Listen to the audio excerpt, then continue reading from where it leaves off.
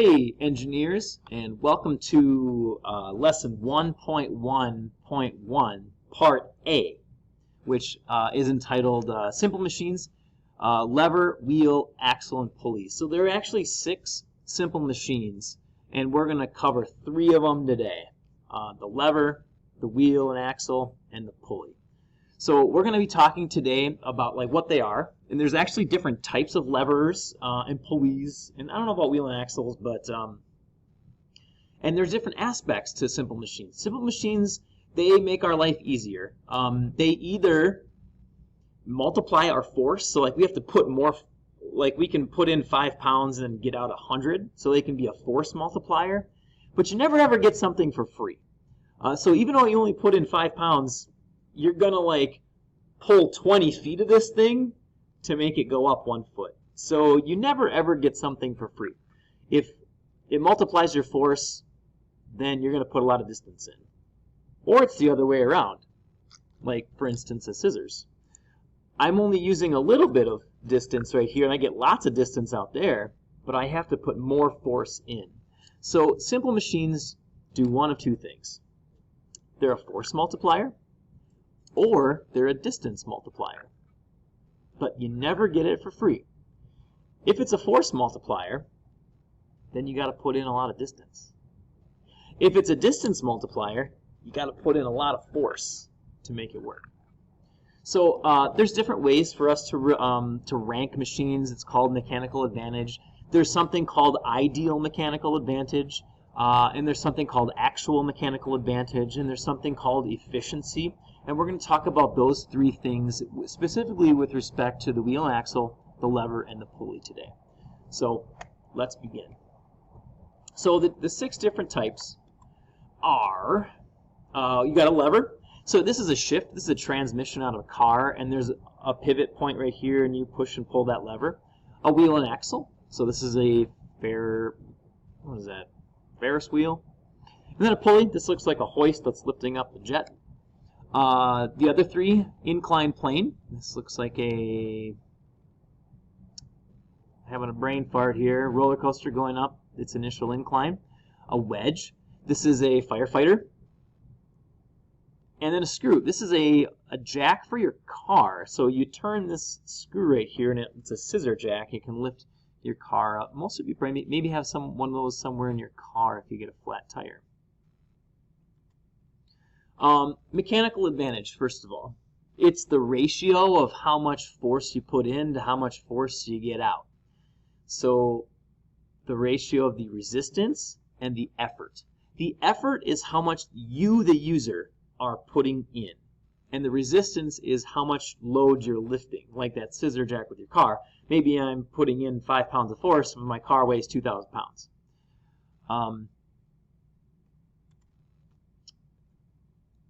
A mechanical advantage of 4-to-1 is going to tell us this. That, let's say this is 100 pounds. And so if I push it up, if this is a completely frictionless, maybe I only have to exert 25 pounds, right? Because it's 1/4. So this box that's 100 pounds, I got to push it up. Mr. Wakeman? You have to push it up that incline. Well, again, you don't get anything for free. So maybe you're lifting it up, 2 feet, but really now you have to do it 4 times as far. So now you have to push that 25 pounds, but you have to do it over 8 feet. So again, you never get something for free. You're always going to have to exert more distance, but then it's going to be a little bit worse. It's probably not going to be exactly 25 pounds. There's going to be some friction. So efficiency. This is where efficiency comes into it. Give me a little preview there.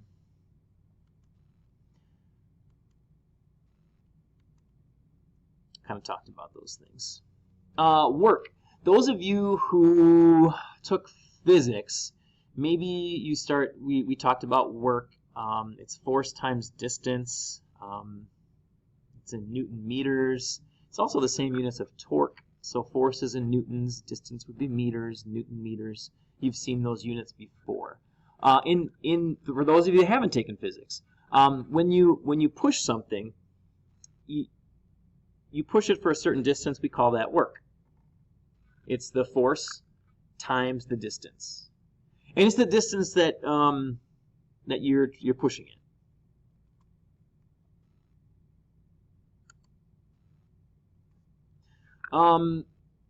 So these, in theory, these are the exact same amounts of work. So this is 100 pounds, and I'm pushing it up 2 feet. So 100 times 2, it'd be 200 foot-pounds. See if I can draw on this over here. This will be a test.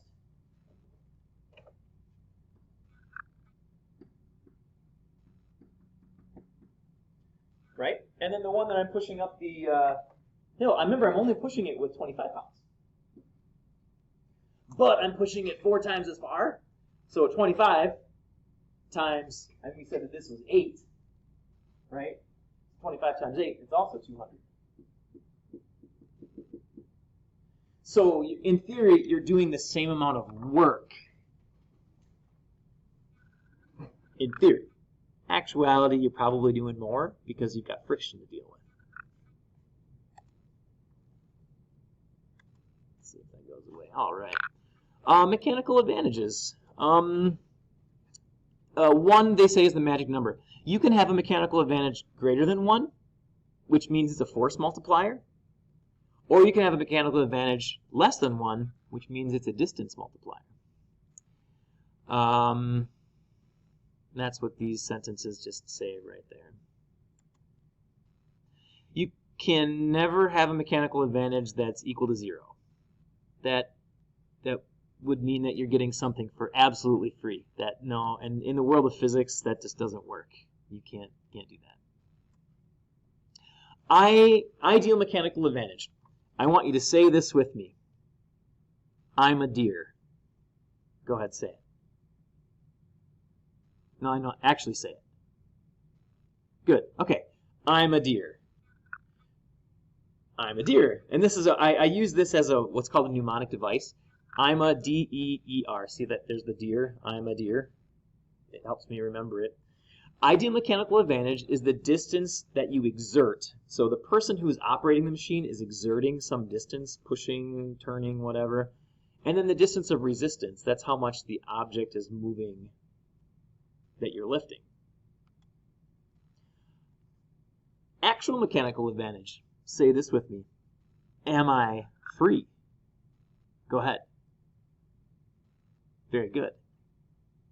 I'm a deer. Am I free? So this is the force resistance over the force exerted. Now notice that they're opposite. If you take a look, see how the resistance is on the bottom on this one, and then the resistance is in the top, numerator and denominator. That's what we call it, just fancy words for what that means. Actual mechanical advantage and ideal mechanical advantage. Ideal mechanical advantage, you just use your distances. But in actual mechanical advantage, it uses the force. And the force is actually going to be accounting for friction. All of these simple machines have to do with friction. So this one will have friction built into it. And then this one will not. So let's take a look. A simple machine that has a mechanical advantage greater than 1. Yes, a can opener. Because if it's bigger than 1, it's a force multiplier. So I put that in there, and I can pop open a can like a screwdriver, lifting a paint can lid. Definitely bigger than 1. Oh, they have windmills. Fair enough, because the wind is pushing this, which is turning that. Mechanical advantage less than 1. Ooh, flinging peas at someone. You ever take like your spoon when you were younger and you fling something? That's a distance multiplier right there. I'm pushing on the center of this spoon, and it makes the end of the spoon go really, really far. What do they say? Oh, some exercise equipment. Sure enough. Levers. It's a rigid bar. You can turn something, lift something. So there are actually 3 different types of levers. We call them first class, second class, and third class. And I'll explain the difference of them shortly here. A first class lever, think of it as a seesaw, where, if you've ever been a seesaw when you were a kid, there's a pivot, which we call the fulcrum, is in the middle, and you put 2 things on either side, and that's what a first class lever is. First class levers, you can have mechanical advantages greater than or less than 1. It all depends on where that kind of pivot is placed. You know, you can put it exactly in the middle, and then you'll have a mechanical advantage equal to 1. You can put it really close to the effort, or you can put it really close to the resistance force. So, first class lever. A second class lever is a wheelbarrow. Like, I don't know, this may not look like a wheelbarrow to you, but if I had a person here, and then my wheelbarrow, and then I put all my stuff that I'm lifting. The stuff that I'm lifting is the resistance, and I'm pulling up on the other end, and so this is what we call a second class lever, where the effort force is on the end, and then the stuff that you're lifting is right there. That always has to have a mechanical advantage bigger than 1. You can never be equal to. The only way you're going to be equal to is if you're lifting exactly on the resistance, and that just doesn't make sense. Who would do that? That's silly. A third class lever, that's the P catapult example that I said before, where the pivot is on the end. In both of these, in a second class and a third class, the pivot is on the fulcrum is on the end, you'll notice. But now in the third class lever, the effort is just flipped over with the resistance. So you've got the effort in the middle. If you're a hockey fan, a slap shot and a wrist shot, that's exactly a second and a third class lever. In a slap shot, you're pivoting on the end and putting your effort on the middle, so that would be a slap shot right here, so third class lever. In a wrist shot, that's going to be a first class because the pivot's in the center, right? So you're pivoting it in the center. Yeah, so this would be like a catapult sort of thing. Physics people would remember this. Maybe you wouldn't even just because you took physics doesn't mean you remember this stuff. I don't remember it. Moment. A moment is another word for torque. A moment is a turning effect. So if you push on something, and if you're pushing not on the pivot, you can actually turn this seesaw, and we call that the moment. And you calculate moments by taking M stands for moment, D is distance, and F is force. So you take the distance times the force, and that will give you a turning moment. For instance, here's one. It says calculate the effort moment on this lever. So if you remember back to that equation that I just showed you, that M equals D times F. The distance in this case is 5.5 inches, and the force is 15 pounds. So 5.5 times 15. Oh man, if I wasn't trying to think on my feet, I could do this, but I'm just going to have to pull out my calculator. Bear with me. 5.5 times 15. 82.5. And I'm going to round it to 83 because I use significant figures. That's how I roll. 83 inch pounds. That is the units. And it's really important to keep your units there. Inch pounds, foot pounds, Newton meters, they're all the same. One's English, one's metric.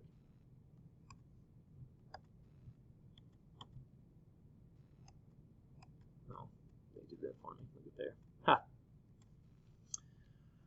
Ha. Lever moments. When you've got something balanced, like a seesaw or catapult, if it's balancing, we call that it's in equilibrium, meaning that the torque that's clockwise is going to equal the torque that's counterclockwise. Back to my other example here. This one, this one over here on the left, this is turning this counterclockwise. No, that's actually clockwise. Clockwise. And the one over here,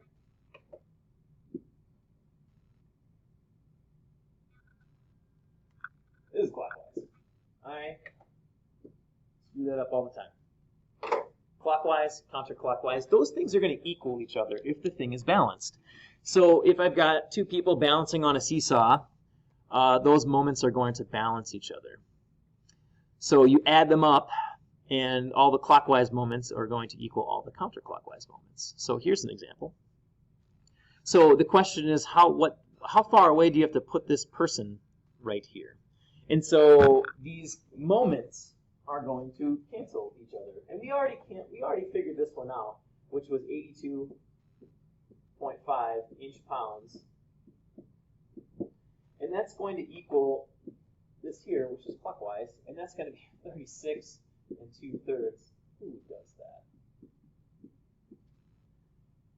Multiply by the distance, unknown distance. So you basically take 82.5, divide by 36 2/3, and then you can figure out your distance. What are these crazy distances? Who does this?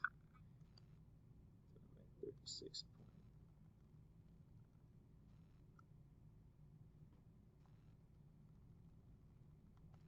Turns out to be 2.25. Now it's going to be inches. So you'd put this thing here 2.25 inches away. And in theory, it should balance.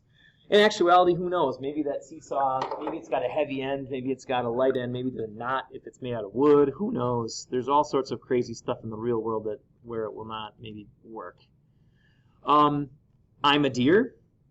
Ideal mechanical advantage of a lever, it's the distance of exertion. So this distance right here divided by this distance right there. Am I free? It's the force divided by the force of resistance divided by that. What is the actual mechanical advantage of the lever above? So again, say it with me. Am I free? Am I free? The force of resistance is 32. The force that I'm exerting is 16. 32 divided by 16, that's a nice number, is 2. And the pounds cancel each other out, so this is a unitless, it's a ratio. So the actual mechanical advantage of this right here is 2. The ideal mechanical advantage. Am I free? I'm a deer.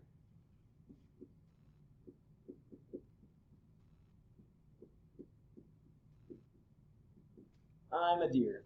So then what we're going to do, take the distance of my effort, so that's going to be, the distance, my effort. My distance is going to be 5.5 inches. The distance of my resistance is going to be 2.25. And when I do that, 5.5 divided by 2.25 is going to be 2.4. Now that's interesting. Again, inches cancel off. Ideally, this thing should have a mechanical advantage of 2.4. It should be that good. But in actuality, it only has an ideal mechanical advantage of 2. It should be 2.4, but it's only 2. That is friction. That's how we can calculate efficiency. We're losing mechanical advantage because of stretching. Like in a seesaw, there's going to be some bending. Just because you put something under and you pull, you may not actually lift it because there's bending occurring inside the actual bar that you're doing it. So what we call this is efficiency. And to calculate efficiency, it's just the actual mechanical advantage divided by the ideal mechanical advantage. So back to this problem right here, what is the efficiency of this one? The actual mechanical advantage was 2. The ideal mechanical advantage of that other one was 2.4. And you take 2 divided by 2.4, and you get 0.83, which is 83%. That means that 83% of your force goes into actually lifting the load. 17% of it is going into friction, heat, stretching, sound, all other ways you can lose energy.